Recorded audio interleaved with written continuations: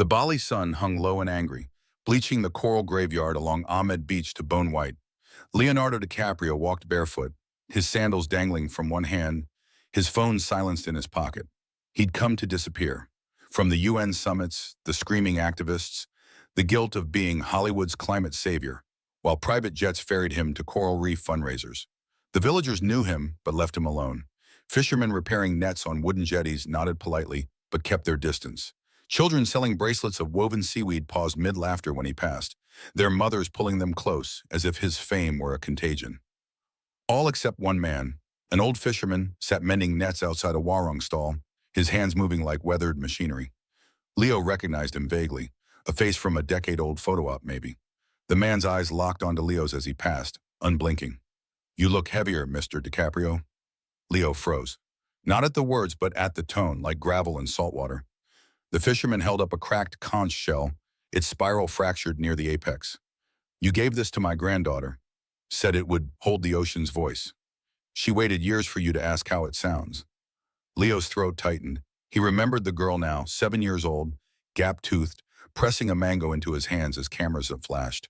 Her laughter had been bright, drowning out the publicist's warnings about unfiltered interactions. "Is she?" "Gone. Dasin. Dengue. The hospital was full of plastic, not medicine." The conch trembled in the man's grip. Leo reached for it instinctively. Their fingers brushed, one pair calloused by ropes, the other softened by privilege. "Her name was Putri," the fisherman said. "Remember that when you next save the world." He walked away, leaving Leo standing in the tide, the shell cold against his palm. For hours, Leo wandered the beach, the conch pressed to his ear. All he heard was the hollow rush of his own pulse. Guilt pooled in his gut, thick and sour.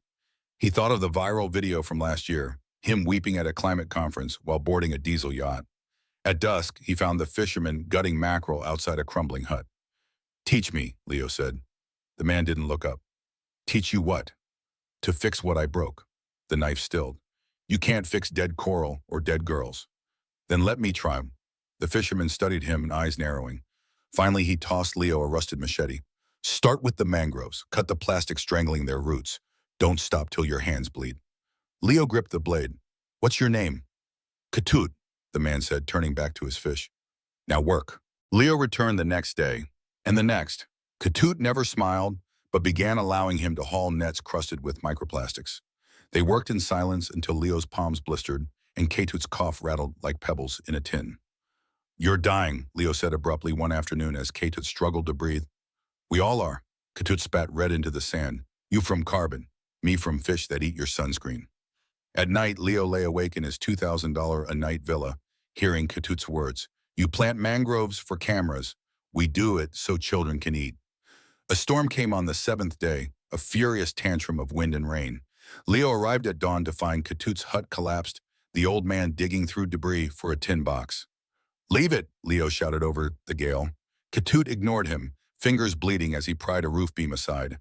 Inside the box were photos, Putri laughing in a sundress, Ketut's wife, lost to the 2004 tsunami. Leo's younger self holding that damn conch. "Why keep these?" Leo whispered. Ketut's eyes glinted. "To remember promises taste saltier than tears." They rebuilt the hut shoulder to shoulder, Leo's designer shirt clinging to his back with sweat and rain. When Ketut's cough turned violent, Leo forced him to rest, finishing the roof alone. At dawn, Ketut pressed the tin box into his hands. "For Putri," he rasped. Leo opened it. Beneath the photos lay a child's drawing on hotel stationery. A stick figure, Leo planting mangroves, signed Putri in wobbling letters. "She drew this after you left," Ketut said. "Kept it under her pillow." Leo's vision blurred. "I'll make it right." Ketut turned toward the sea. "Start by listening." 15 years later, a young Balinese scientist stood at a UN podium, her voice clear as breaking waves.